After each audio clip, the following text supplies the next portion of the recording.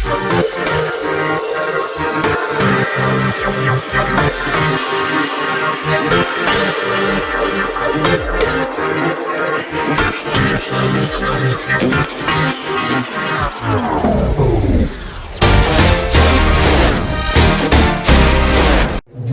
rakyat miskin kita dengan pendapatan di bawah 1,1 juta rupiah per orang per bulan itu tahun 2021 itu ada 60,7% atau setara dengan 167,8 juta penduduk miskin yang pendapatannya 1,1 juta, di bawah 1,1 juta rupiah per orang. Kompas menerbitkan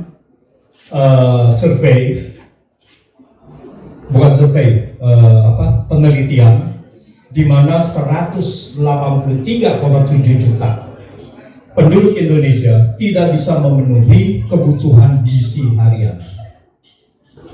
Nah, jadi di sini di tengah fenomena ini seperti ini, dengan kegagalan pembangunan ekonomi dan kemiskinan dari Maret tahun lalu dengan Maret per September tahun 2022 ini, kemiskinan itu bertambah 200.000 orang. Dimana kalau kita lihat kekayaan oligarki, kekayaan pengusaha itu semakin bertambah besar. Jadi kita lihat kebijakan ekonomi ini tidak pro rakyat di tengah kenaikan harga batu bara yang sangat besar, mineral, dan semua harga komoditas, di mana penerimaan negara naik 50% penerimaan negara. Tetapi di tengah durian runtuh itu menurut Sri Mulyani, tetapi BBM dinaikkan. Pajak tahun 2022 dinaikkan, pajak PPN dari 10% menjadi 11%. Pajak PPN ini adalah bersifat regresif, jadi bukan progresif. Jadi akan membuat ketimpangan semakin besar. Nah, di sini kalau kita lihat ekonomi ini sudah dengan undang-undang cipta kerja ini kemiskinan akan semakin besar. Pembagian ekonomi di Indonesia, jadi distribusi, jadi income distribution di Indonesia itu yang kalau kita lihat income itu pendapatan dari PDB dibagi dua, yaitu pekerja dan pengusaha. Pekerja itu hanya mendapatkan 40% dari total PDB.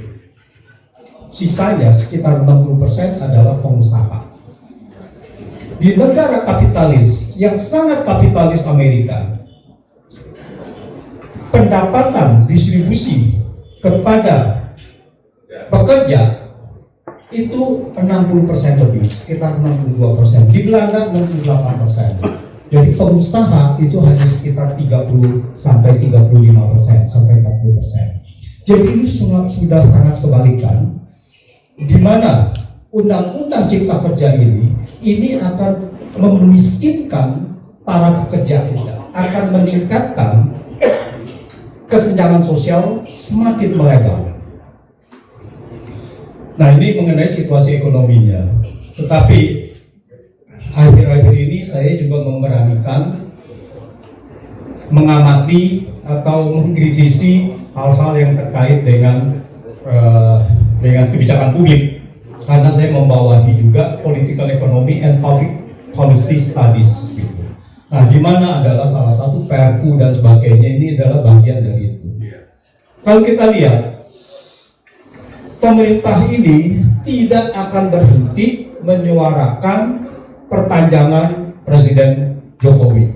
Pengikutnya tidak akan berhenti. Kita lihat dari tahun awal 2022 itu disuarakan, tadi Pak Musa Ganda sudah mengatakan 3 partai menyuarakan, lalu 2 menteri Bahlil dan Luhut Kemudian kita mengkritisi dia habis-habisan, ya. Saya menulis setiap hari pada saat itu, mengkritisi setiap ada keluar ini, saya mengkritisi terus. Dan kemudian Luhut keluar dengan big data 110 juta orang mengatakan bahwa mereka ingin memperpanjang masa jabatan Jokowi, dan kemudian ditunjang oleh lembaga survei. Lembaga survei memberikan justifikasi bahwa popularitas Jokowi naik menjadi 73% pada saat itu, sehingga bahwa rakyat meminta Jokowi diperpanjang. Setelah kita mengkritisi secara keras, lalu kemudian lembaga survei balik badan kemudian mengatakan bahwa ternyata yang menginginkan yang popularitas Jokowi tidak sebanding sejalan dengan keinginan memperpanjang masa jabatan presiden. Jadi mereka menolak, tadi yang dikatakan oleh Bung Fajrul. Mereka banyak yang menolak untuk itu. Ini adalah lembaga survei. Menurut saya lembaga survei di sini adalah lembaga survei yang sudah dikondisikan, yang sudah dibayar, ya, untuk menceritakan hal-hal seperti ini. Kemudian, kenapa saya bilang bahwa tidak akan berhenti, ya? Lalu kemudian Luhut menggerakkan yang namanya abdesi, ya, abdesi menuntut perpanjangan. Kemudian Ketua MPR Bambang Susatyo mengatakan bahwa kita harus pikirkan ulang lagi, akan terjadi chaos dan sebagainya, dan krisis ekonomi, maka bisa diperpanjang. Ketua DPD juga mengatakan seperti itu, jadi tidak akan diam. Dan kemudian yang terakhir adalah sekarang ini kepala desa yang saya mengatakan ini akan dikompensasi. Setelah ini kepala desa itu akan meminta perpanjangan Jokowi, masa jabatan Presiden Jokowi. Di sini kita lihat konstitusi tadi sudah mengatakan yang sudah dijelaskan oleh semua ahli tata negara. Tapi pertanyaannya adalah banyak konstitusi kita ini dilanggar, tetapi masyarakat diam saja. Artinya ada sedikit-sedikit kita bicara mengenai MK dan sebagainya, tapi kita tahu MK sudah bagian dari itu. Saya sudah mengatakan bahwa MK adalah melanggar konstitusi dan wajib dibubarkan. MK ini sudah melanggar konstitusi. Tidak bisa MK memberikan interpretasi melanggar undang-undang tetapi dengan kondisi bersyarat. Dia menginterpretasikan. MK tidak boleh menginterpretasikan seperti itu. Nah, banyak sekali yang bertentangan dengan undang-undang dasar, tetapi rakyat di sini tidak mampu karena DPR sudah bekerja untuk kepentingan eksekutif. Jadi di sini adalah koordinatornya adalah partai politik yang menguasai eksekutif, yang menguasai parlemen. Jadi bagaimana parlemen bisa mengontrol kalau di situ adalah mereka menguasai eksekutif juga, berkoalisi dengan 7 partai tadi di dalam. Jadi tidak mungkin mereka bisa mengontrol gitu. Maka itu bahwa undang-undang cipta kerja dan sebagainya bisa cepat, IKN bisa dengan cepat gitu. Contohnya yang terakhir adalah Perpu Cipta Kerja. Itu saya katakan, tadi dikatakan oleh Bung Ferry Hamzah, ya, Bang Fahri, yaitu mengenai tidak ada hal ihwal kegentingan memaksa. Mereka memakai apa? Perkiraan kegentingan memaksa, bahwa dianggap bahwa di sini akan terjadi krisis ekonomi global. Saya bilang kegentingan memaksa itu harus faktual, tidak boleh perkiraan. Kalau ada perkiraan, nanti ada perkiraan gunung meletus, nanti ada perkiraan ini, ada perkiraan itu. Jadi kalau dibilang bahwa ini adalah resesi, jadi resesi itu harus terjadi dulu. Seperti juga sewaktu COVID terjadi, baru ada Perpu. Untuk menanggulangi COVID itu, maka diperlukan defisit 1.000 triliun. Nah, itu. Jadi tidak bisa dengan perkiraan. Ini dengan begini, saya bilang itu sudah tidak sah Perpu ini. Tetapi Perpu melanggar. Perpu yang lain banyak sekali yang melanggar. Tetapi masyarakat diam.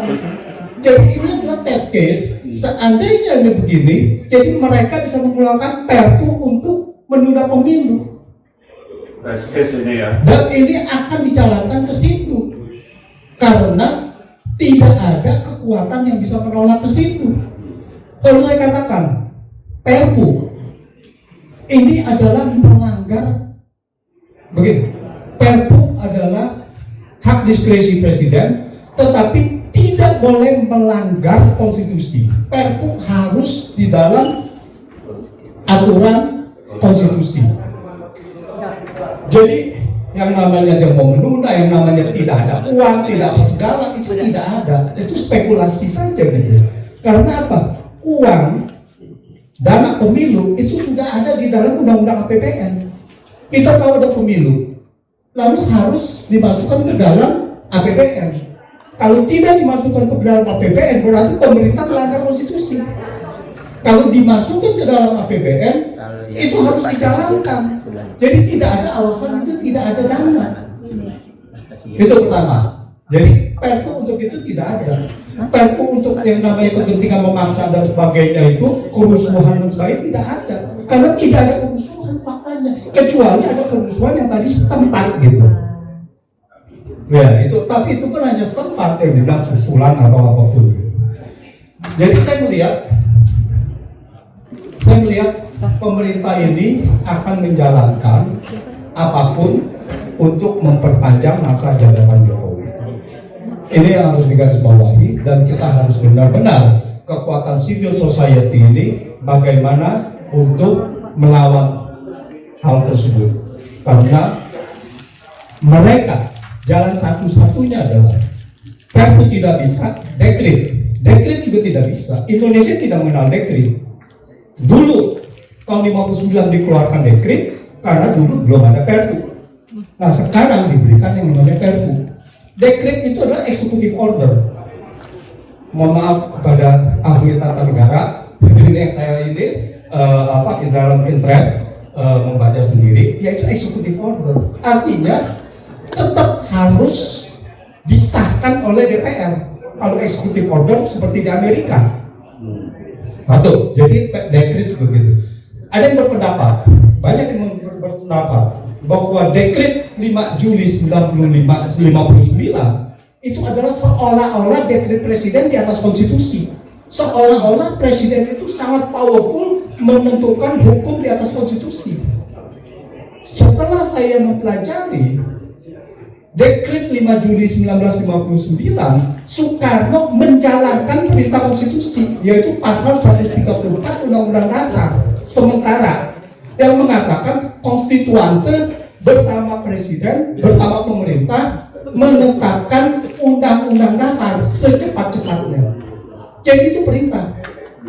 Ketika konstituante menyatakan tidak sanggup lagi karena tidak quorum dan menyatakan, ini ada di dalam isi dekretnya, mereka tidak bersedia lagi untuk sidang, maka Soekarno memutuskan dengan dekret menetapkan undang-undang dasar.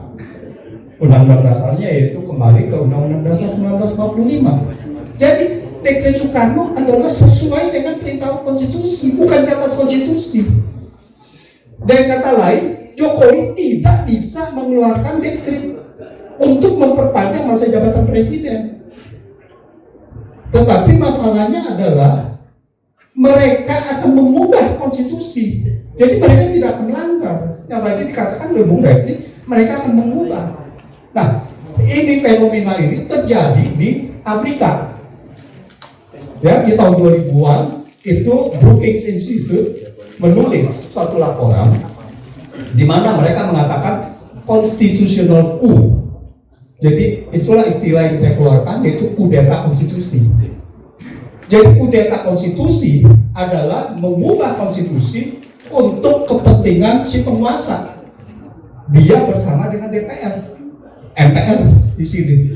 Jadi sebentar lagi DPR, partai politik sudah menyuarakan dan mereka tinggal mengatakan, oke, kita akan sidang, kita akan mengubah konstitusi, jadilah itu.